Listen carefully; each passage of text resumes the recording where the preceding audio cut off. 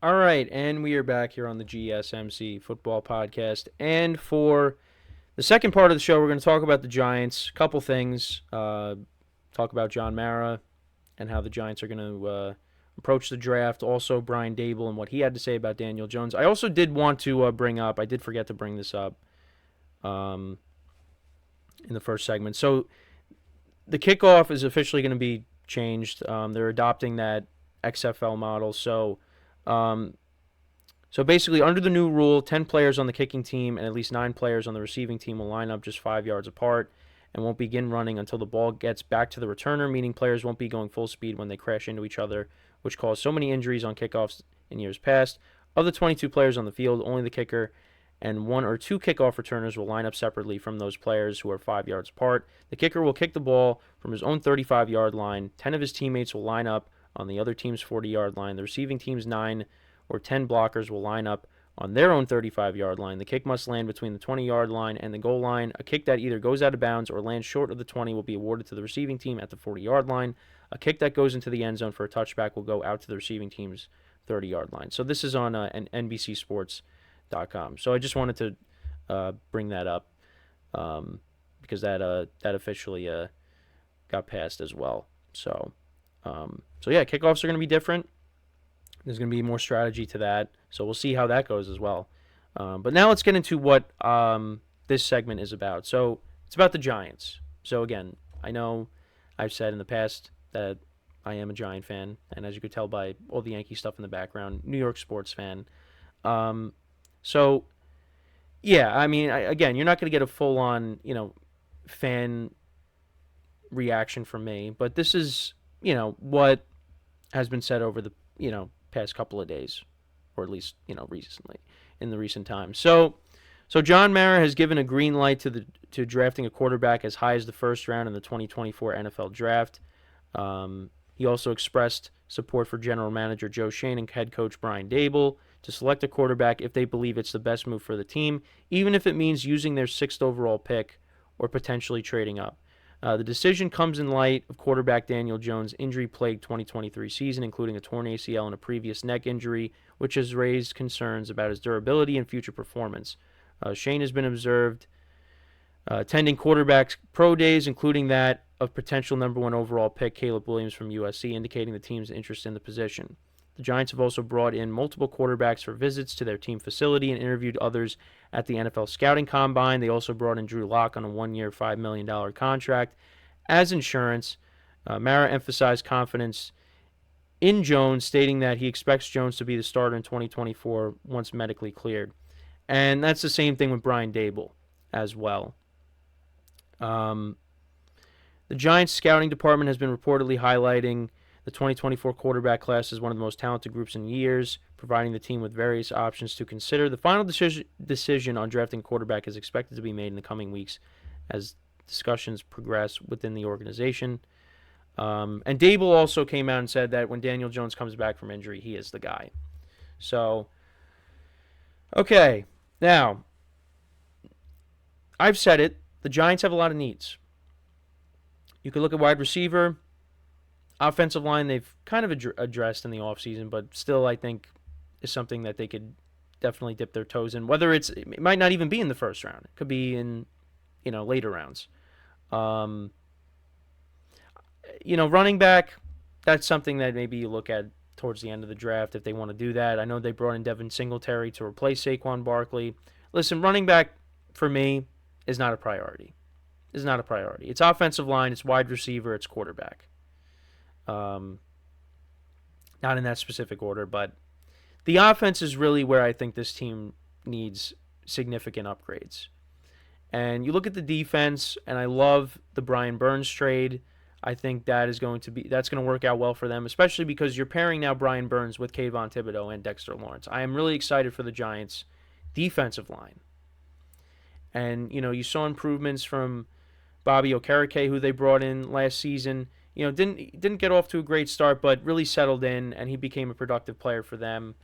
And you got the young guys in the secondary like Deonte Banks. So I like the direction that the defense is going in. Now, they're changing defensive coordinators, the whole thing with Wink Martindale. I don't have to go into that. But I like the direction that the defense is going in. I know losing Xavier McKinney, that's tough, but I think they're going to be. I think they'll be fine defensively, but we'll see. Offense is the issue, and again, the Giants could do many different things with their pick. They could even maybe potentially trade down, and maybe you take like a Michael Penix late in the first round. If you end up trading down, I'm just speculating. But I think a quarterback is a priority in this draft. I think they'll go out and they'll try to get a receiver in this draft, whether it's they draft it with their first pick or not. They have signed some offensive linemen this offseason. They signed one from the Lions. They signed one from the Buccaneers as well for depth, and they're still expecting, John Michael Schmitz to, have a better second season because, they drafted him to be their center. Evan Neal, it hasn't been great. But Andrew Thomas, what you're getting out of him. We'll see how John Runyon is, getting him from the Packers. The Giants went out and they dressed the offensive line. And on top of that, they also, did bring in a replacement for Saquon Barkley, Devin Singletary, who did have a nice season with the Texans, and is a decent player. So, but you're not going to expect him to be Saquon Barkley. That's just not going to happen. But at least you have a player that can come in that has experience and can at least do the job, even though he's not going to put up Saquon numbers. So, and then the quarterback position. Daniel Jones is the guy. They keep saying it. But you also had, Rich Eisen come out and say, from what he heard at the Combine, the Giants were done with Daniel Jones. So I'm thinking that this really is just Daniel Jones is going to be the bridge quarterback. So he's going to start. You're going to have the Giants are going to draft a quarterback, and then that quarterback is going to sit behind him. And they did also bring in Drew Lock. So for all we know, Drew Lock could be the week 1 starter for the Giants. That is very much a possibility. But they did say if Daniel Jones comes back, he's going to be the guy. So if he's the guy, it might just be this year, and then you go to your guy the following season. I think that's really what we're gearing up towards. Now, some of you might say, yeah, that's exactly what they're doing. But, who knows? Who knows? Because one of the big reasons why the Giants haven't been successful is the failure on the ownership. As much as I loved Eli Manning, his best days were behind him, and the Giants are trying to drag it out with him. Now, again, if they had better personnel in place, players and front office, and they were able to surround Eli with more talent, I think Eli's probably still playing, honestly. But that just ended up not being the case. And they tried to do it on the fly when they brought in Dave Gettleman. They drafted Barkley. They signed Nate Solder. They were trying to get at least one more playoff run out of Eli, and it just wasn't going to happen.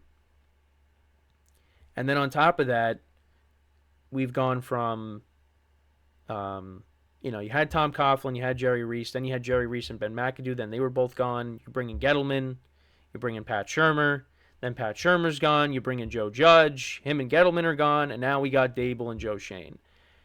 And they both inherited a mess. Like, let's be honest. Now, you could look at some players that Gettleman has drafted, like Dexter Lawrence, like Andrew Thomas, and say, okay, those are players that Gettleman drafted. That was good. But there was a lot of stuff that Gettleman did that kind of set this team back. And Joe Schoen and Brian Dable have to deal with it. Now, it looks like they're getting out of it. But you could also look at, they are the ones that gave Daniel Jones that contract. So they got to eat that. And many people could say, well, you could have gave that money to Saquon Barkley instead of paying Daniel Jones, and maybe that was the right thing to do at the time. They should have did that. But Daniel Jones, he was coming off of his best statistical season. Now, again, you look at the touchdown to interception ratio, it's not spectacular. He also had all those rushing touchdowns as well. You got to factor in that too. And the quarterback position is the more valued position. So the Giants thought, we'll give you this money and then put Barkley on the franchise tag and we'll go from there. And 2023 just ended up being a disaster of a season. And Saquon Barkley ended up getting hurt. He missed some time.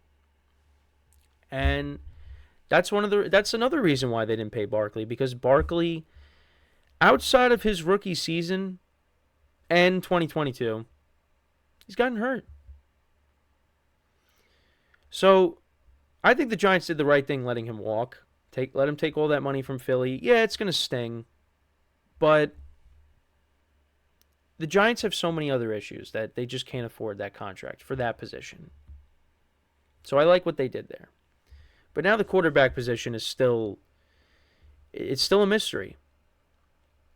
I mean, we're going to find out what they're going to do with this draft. The owner is giving them the green light. Go out and get a quarterback. If Joe Schoen is going and evaluating all these quarterbacks, they're going to go and do that. And who knows what else they could do? They could surprise people. Draft night. I think offense is a priority with receivers. They have to get more playmakers on this offense, because the receivers they have right now, there's nobody that scares you. And on top of that, you got Darren Waller, who they brought in, and he might not be playing anymore. So no Waller, Saquon leaves. I mean, Waller, he hasn't really been the same player since, his Raider days. And I think a lot of Giant fans, well, at least myself and my friends, we kind of figured that at some point Waller was going to get hurt. And that's exactly what happened. Now, I think Waller would have been better if they actually had a better offense. But, that just was not the case. So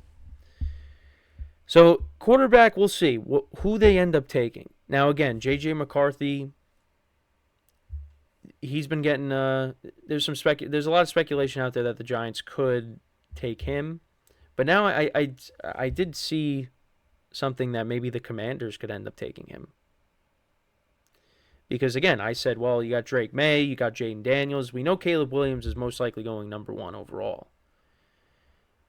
But J.J. McCarthy could find himself being that second quarterback if the Commanders actually want to take him. And then you slide Drake May and Jaden. Well, then again, we'll see. Then it's between Drake May and Jaden Daniels. But we'll see. Because the Commanders are going to take a quarterback, the Bears, the Patriots. So, the Giants are going to be that team that also needs one. The Cardinals are probably going to take a receiver, or they could trade down. The Chargers are another team as well that is not taking a quarterback. So we'll see. We'll see what ends up happening. But, the Giants have a lot of work they got to do. And Daniel Jones is looked at as the guy when he comes back, but he's not going to be the long-term answer. I think that's really what it comes down to.